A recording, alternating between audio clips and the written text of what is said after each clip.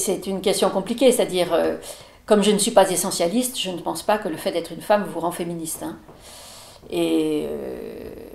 donc, nous sommes tous et toutes pris dans des normes culturelles que nous partageons, c'est ce qui nous permet de vivre ensemble. Ces normes étant dominées par le genre hégémonique, c'est-à-dire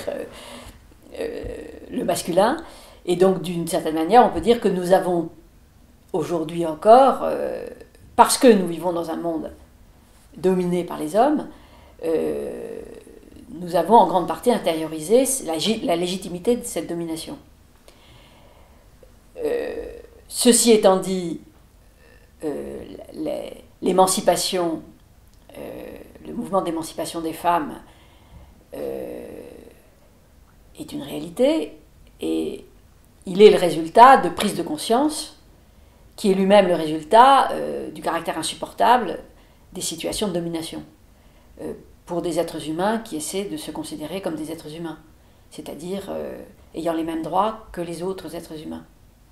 quel que soit leur genre. Et donc on peut dire que notre histoire est une sorte de bataille intérieure pour chacun d'entre nous, chacune d'entre nous, entre les normes sur lesquelles nous nous sommes construits, et notre désir d'avoir droit à une place entière dans la société où nous vivons et d'être considérés comme des sujets à part entière. Donc, je dirais qu'actuellement, enfin depuis que en France, les femmes ont commencé à faire des films, c'est-à-dire depuis les années 80, il est certain que statistiquement, les histoires que racontent les femmes cinéastes ne sont pas les mêmes que les histoires que racontent les hommes cinéastes, ne serait-ce que parce que justement, dans l'héritage du cinéma d'auteur, les femmes ont tendance à raconter des histoires qui sont plus ou moins autobiographiques, donc des histoires où les femmes sont des sujets, mais qu'en même temps, pour se faire accepter dans un monde, et le monde du cinéma en particulier, où la domination masculine n'est pas un vain mot, les femmes ont tendance à essayer de raconter des histoires qui les fassent considérer comme, en tant que cinéastes, comme acceptables par le milieu. Et donc elles sont elles-mêmes, consciemment ou inconsciemment, prises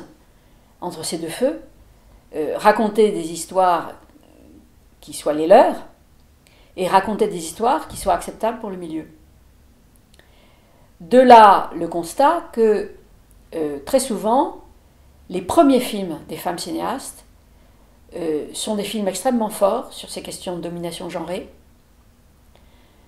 et qu'au fur et à mesure qu'elles sont acceptées par le milieu, quand elles sont acceptées par le milieu, ce qui n'est pas le cas de la majorité d'entre elles, hein, la majorité d'entre elles continuent à avoir beaucoup de mal à faire un second film. Mais quand elles arrivent à faire un second, un troisième, un quatrième film, souvent leurs propos se fémisent du point de vue des rapports sociaux de sexe. On peut prendre un exemple, si vous voulez. Par exemple, prenons le cas de Tony Marshall, qui est intéressant parce que son parcours est, par son aspect quand même assez chaotique, elle ne fait pas autant de films que ses contemporains masculins, même dans le champ du cinéma d'auteur. Elle a fait par exemple un film très, très stimulant et on peut dire très féministe, pas très catholique, avec Anémone, dans les années 90. Bon,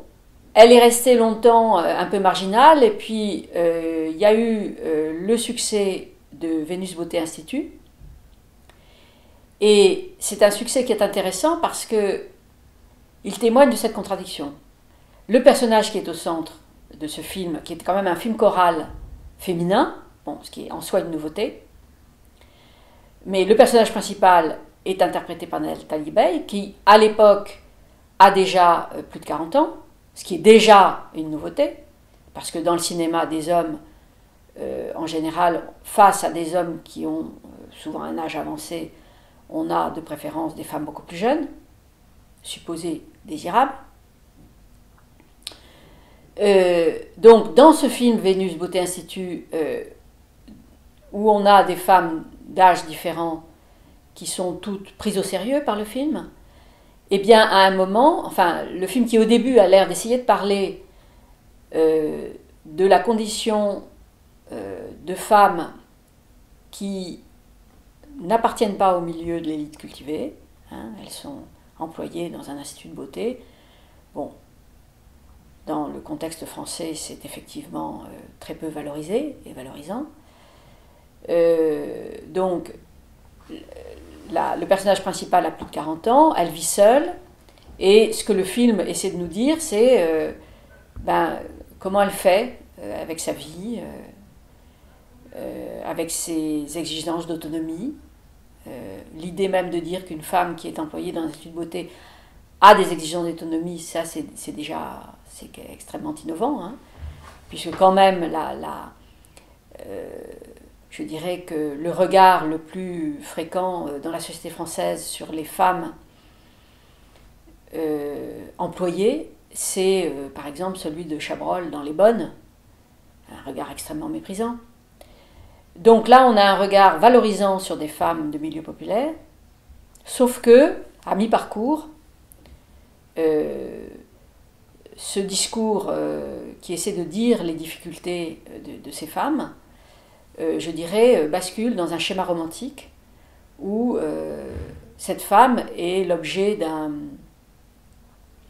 d'un désir amoureux de la part d'un homme plus jeune et plus doté culturellement, puisqu'il est sculpteur, nous dit-on. Hein. Et finalement, on aura droit à un happy end où notre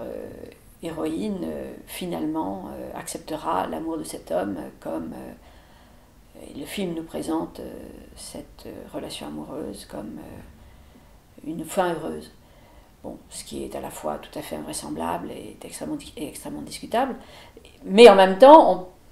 peut avoir l'impression que c'est la raison pour laquelle le film a eu un tel succès, c'est qu'il donne une vision rassurante, finalement, de ces femmes qui ne sont pas si autonomes et qui, finalement, trouvent un sens à leur vie parce qu'elles sont l'objet d'un désir masculin valorisant.